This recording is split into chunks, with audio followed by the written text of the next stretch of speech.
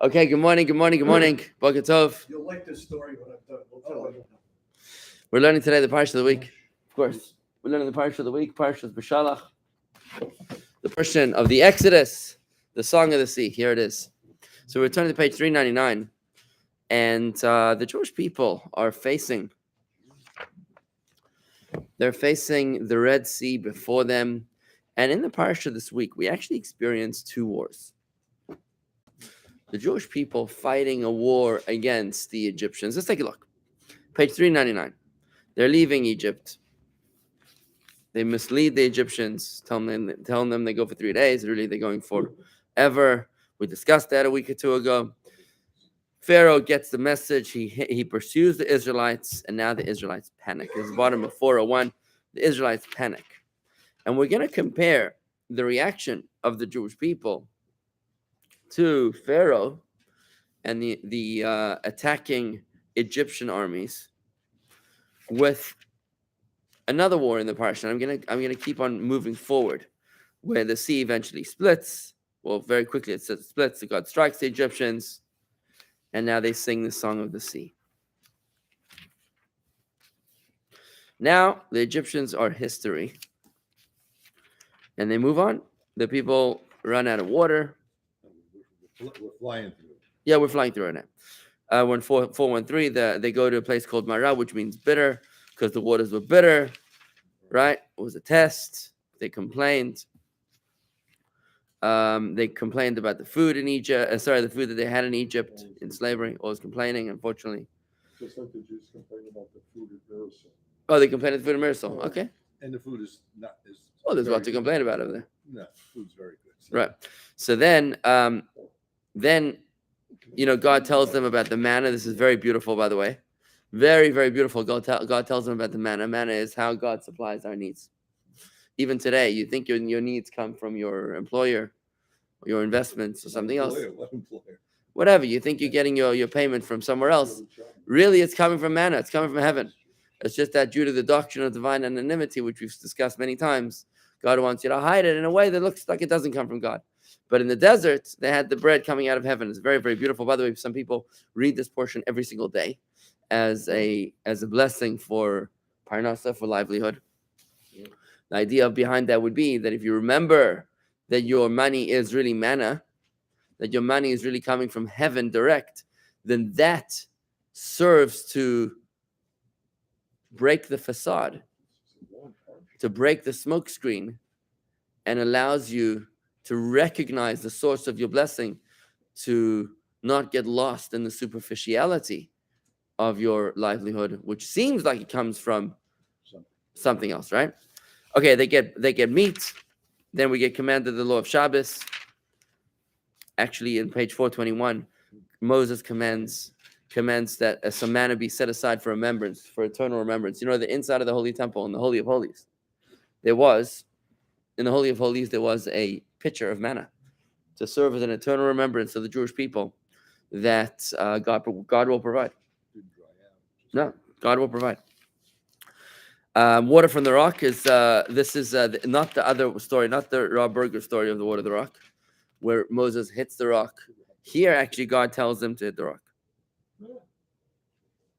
So this even supports my position even more. Yep. Look at page 423. Look at page 423. I'll be standing before you at the rock of Mount Horeb. You must strike the rock. Strike it, God tells him. So when he's there the second time. And God tells him, bring a stick. Yeah, right. He told me to strike it the first time. Why wouldn't I strike it the second? See? God sent a mixed message. It was a setup. They always set you up. I'm telling you, it was a setup. Moses didn't want to go into the promised land. He was looking for a reason, for an out. Because he knew that if he would enter the promised land, that would be the arrival of the Mashiach. And the people that died in the desert would have no redemption. The 80% of the people that died in Egypt would have no resurrection. But so he took one for the team. Took it for the team so that we could be reincarnated. Our generation. We are the reincarnation of that generation. So are we the reincarnation of the wanderers of the desert, or those who stayed behind? Ooh, good question. It seems like we would be the ones that were wandering in the desert and not allowed into the promised land. Now, there was another rabbi here last week, if you remember, who debated with me about the 80%. Oh, yeah. Yeah. His, My rabbi. Yeah. And I was just saying to Marty, I'm very surprised that he said that. It's explicit in Rashi. Yesterday's Torah reading. Rashi says so explicitly, by the way, that I'll just read it to you.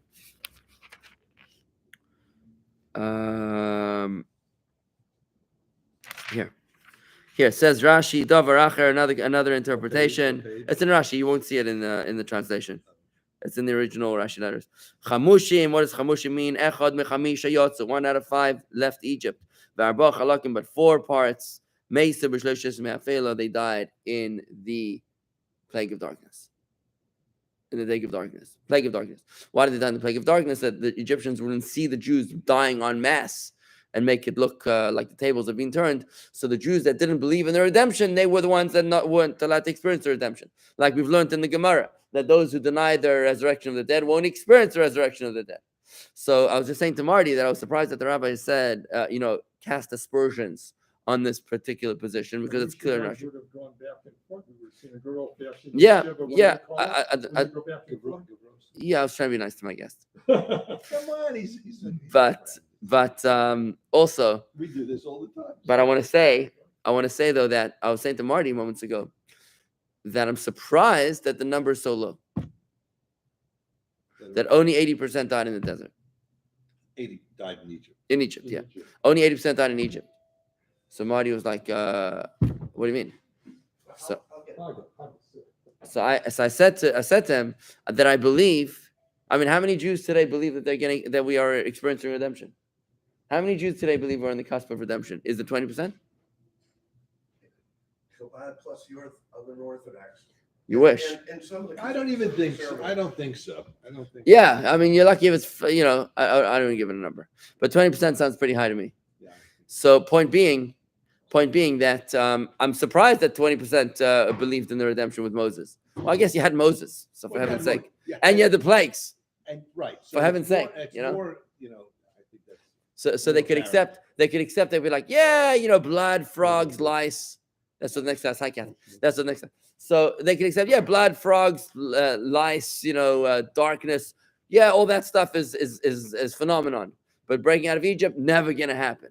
That's it. It's like people today that say 6-Day War, War of Independence, Jewish rise after the Holocaust, financial, what's the word? Meteoric financial strength of the Jewish people after the Holocaust. All that is natural phenomenon. Technology. But breaking out of this exile, no way, never gonna happen, right? I mean, that's really the mindset. Yeah, just unlock it, Rob. So you see what I'm saying? You see where I'm going with this, right? How there's people today, they say, yeah, of course, the miracle, the modern state of Israel, that's not natural. But for Mashiach to come, never gonna happen, right? Anyways, but that wasn't even the point of where I was going with this. Where I was going with this, and we're not even talking about the rock today. We just happened to bring it up. Where I'm going with this is at the very, very end of the Torah portion, page 423. Also didn't realize that. Where's Rabbi Israel? Oh, so Elias here. Don't worry, Rob. It's good. Thank you. So the staff that Moses had was sapphire. Sapphire, yeah. Just like. Oh, you want to know about the staff of Moses? Because that sapphire, and of course the tablets was sapphire. You want to know where that staff came from? Should I tell you about the staff of Moses, where it came from? That staff. From 46th Street. Yeah, right. Let me tell you where the staff came from. The staff, and hello to everybody on YouTube. I'm sorry, the discussion is so lively up here. I don't always get to the YouTube. The staff of Moses was found by Adam in the Garden of Eden. He found it. Found it. What did he do with it? Adam. He found, in fact, the ethics of the fathers tells us that there were 10 things that were created in the twilight. 10 things that were created in twilight of the very end of the 6th day of creation, just before Shabbos, right? You ever heard of them? No. Let's see.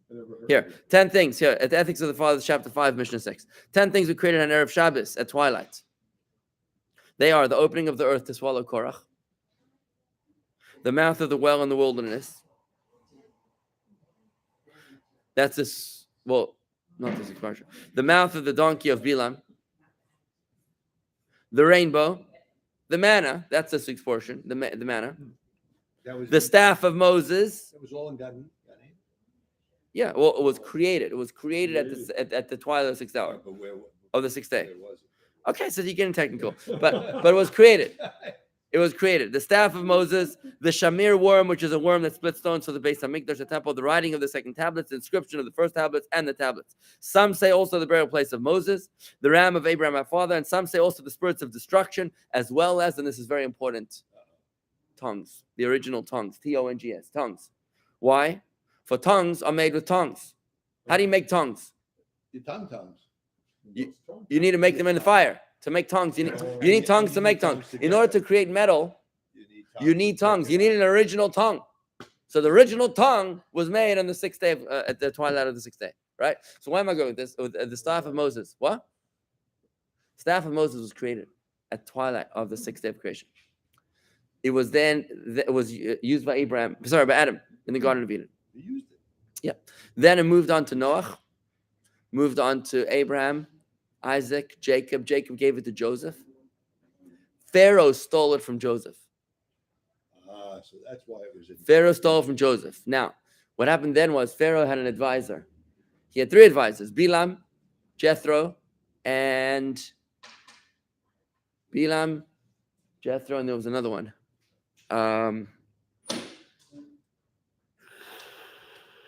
Bilam, Jethro, and I forget the third one.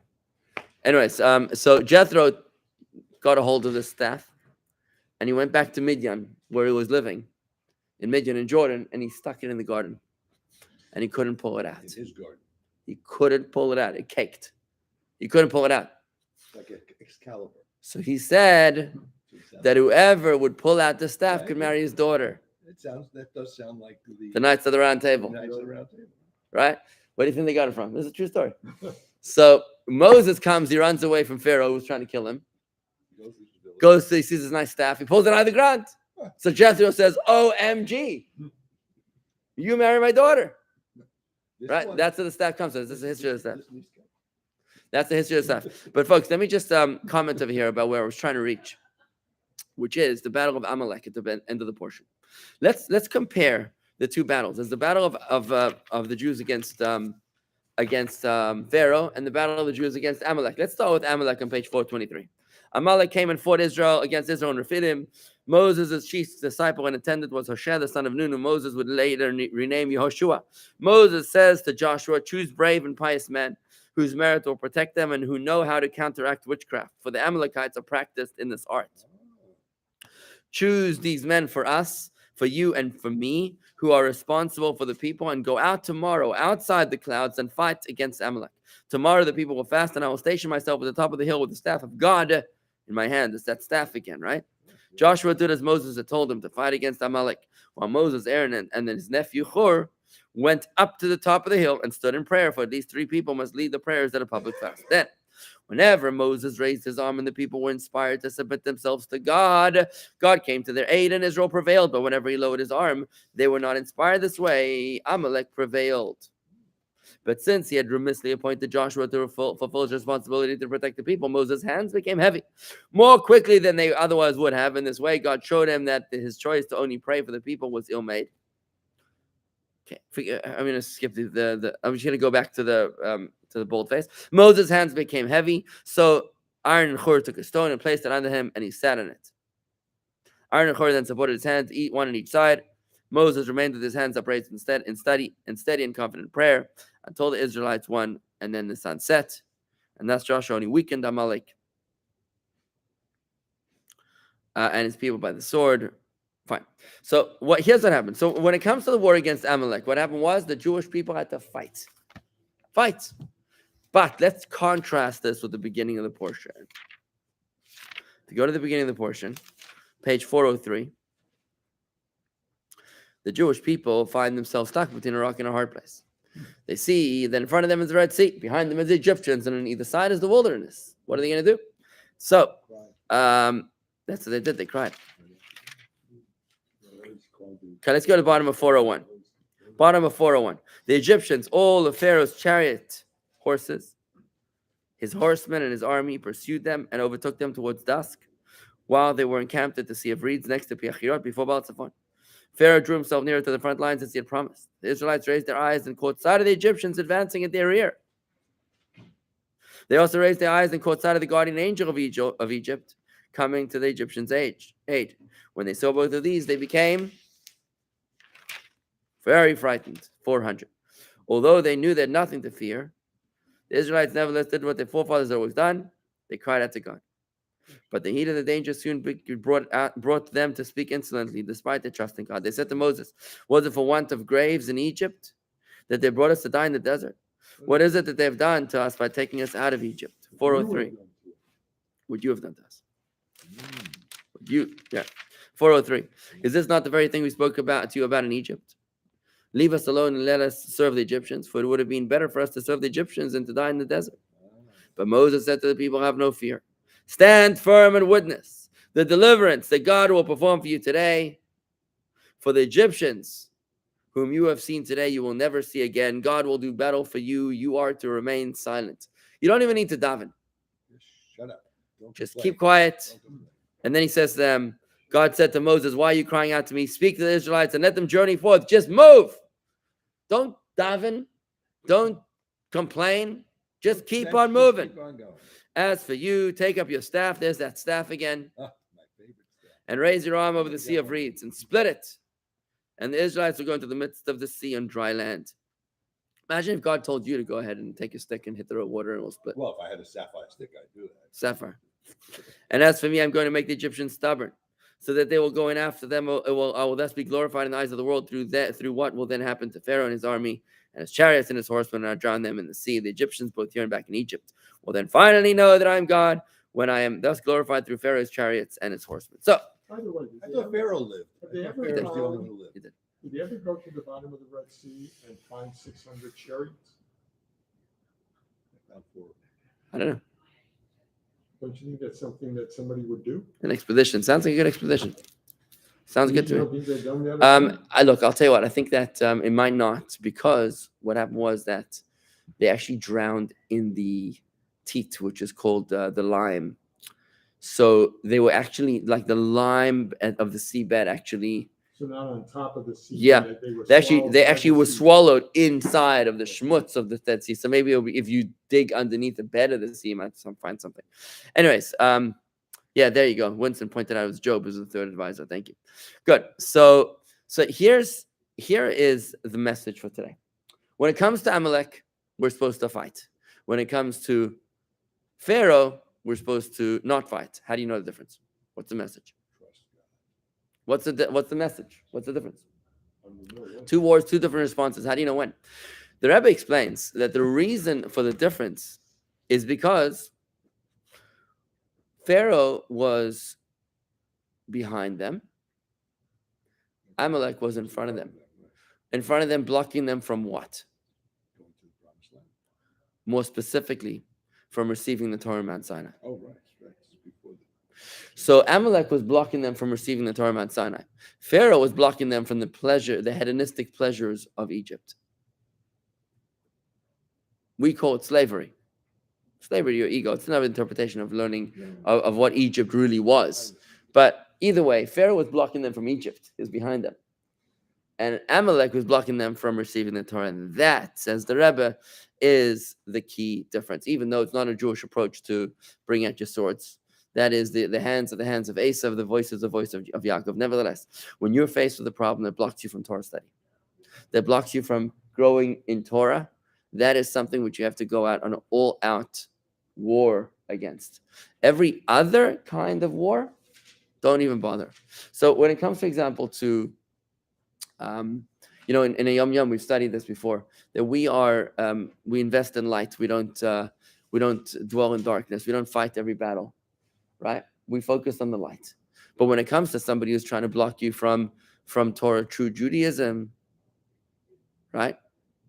When somebody's trying to block you from Torah, true Judaism, what you do is you have to go all out, right? If somebody's trying to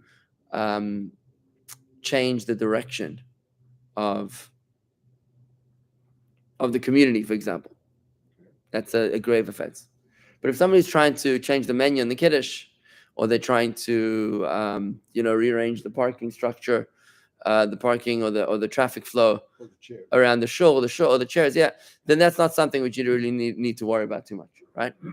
If that right here is the key difference, because remember what Amalek represents. Amalek has the same numerical value as the word suffix, which means a doubt. Suffix, S-A-F-E-K in Hebrew. Suffix means doubt. Same numerical value, because Amalek represents that which blocks you from Torah. Here you are, you see an amazing miracle. You experience a medical miracle, a global miracle, a general miracle, a specific miracle, a personal miracle. You see a miracle, and how do some people respond? Yeah, whatever. These people will believe anything. Or, whatever. It's all Hollywood. Whatever. They'll come up with some excuse. That is Amalek. Now, Amalek can be the suffix. The doubt can come from outside, or it can come from inside. It can come from the people around you, from a spouse, a parent, a mother-in-law, a child, or it can come from within yourself. You could be the Amalek of yourself. And the point here is that when it comes to that which tries to quell your enthusiasm for Torah, you're supposed to go out in an all-out war, right? And now, how do we win that war? Remember, Moses was up on the mountain with his hands up. It's very, very beautiful imagery with his hands up. The hands of Moses represent Torah study. This is his Moshe Rabbeinu, right? Torah is Moshe, it's the Torah of Moses. The work of his hands is Torah. So when his hands are up, we're strong in Torah. When his hands are down, we're weak in Torah. It's another bit of a different topic, but it's a different topic here. But the idea is, when do we win the war? When we're strong in Torah. When we're weak in Torah, we lose the war. This is a very powerful idea. That another theme from Pirkei Avot is that he who accepts upon himself the yoke of Torah has the yoke of livelihood, of making a living, or the yoke of the way of the world divested from him. But he who accepts upon himself the yoke of Torah has the yoke of the way of the world divested from him. Placed upon him. Placed upon him. So if you divest of the yoke of Torah, then the yoke of life is placed upon you. But if you take upon yourself the yoke of Torah, then the yoke of life is taken off of you. Right? So when we're strong in Torah, that's when we have divine aid and assistance to win our battles. When we don't, when we're weak in Torah, when we focus on the trees and lose sight of the forest, when we focus on the cover and lose sight of the book, right? That's when we're weak in Torah. And that's when, and this is, very much the Adaita theme, that when you're not connected to the source of your blessing, to the origin of the blessing, then you don't experience the blessing. We just said this before at the very beginning of class. What did we say today? Something about this, along this idea of being able to see beyond the superficial. We were talking about. What was that theme? You remember? We said something I was talking about the sermon, is that you can't tell.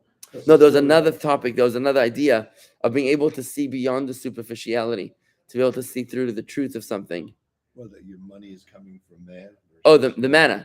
That's right. That's what it was. When you look at the manna and you recognize that the money comes not from, real estate or whatever your investments, but it comes from Hashem, from the manna. That's when you recognize that the blessing comes from Hashem. When you recognize the source of the blessing, then you experience the flow of the blessing.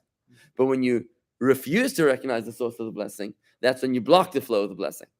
Right? Same thing with Torah. When you are strong in Torah, you're connected to Hashem. It's then that you realize the flow of your blessing, and you can overcome the battle. But when you're not connected to Torah, you're not connected to the source of the blessing, then you don't experience the flow of the blessing. Rob, you look pensive. No, but no, I agree with that. But we've also learned that it's not enough just to you're not strong with just Torah alone. You need Torah and you need an army. Yeah, of course. You need strength. I mean, absolutely need Torah. That's what Moses did. He sent Joshua and he was up on the mountain with Torah. Exactly. Right, you need both. You need an IDF, and you need to be able to study Torah. Because it's the old adage. You get war with a kind word and a stick, and you do with just a kind word. Right. Okay. Good point. So let's look at the comments coming in. I was going to say that statement of leaving one bondage for another of or exchanging one yoke for another seems peculiar without some deep insights. Good. So I hope give that answers your question. Terry, didn't we learn that Amalek attacked the women and the children from behind? They did. They attacked them from behind. Well, I thought they were in front. No, they were right. Technically, they were the worst. Malak waited for them. So, look, good point, Terry. But remember, generally speaking, the Jews advanced towards Amalek, whereas Pharaoh, they were running away from Pharaoh. So that's the idea here of the representation of what they represent, especially in light, Terry, of the gematria, of the idea of understanding that Amalek is the numerical value of doubt, which blocks you from Torah. Right? That's the idea here. Okay, Gib, the greater the darkness of doubt, the greater the revelation of the light will be. Okay, that was probably an earlier idea. Lauren, Adrian, Terry, Daniel's never heard a Jew complain before. That's good. Garrett, Never heard a Winston, Jew Elaine, complain? Fran, and Corey. Beautiful. Okay, guys, any questions before we call it a day? All right, that's it. That's a wrap. Thank you very much, everybody. We'll carry on tomorrow, God willing, with Tanya. Be well and have a lovely day.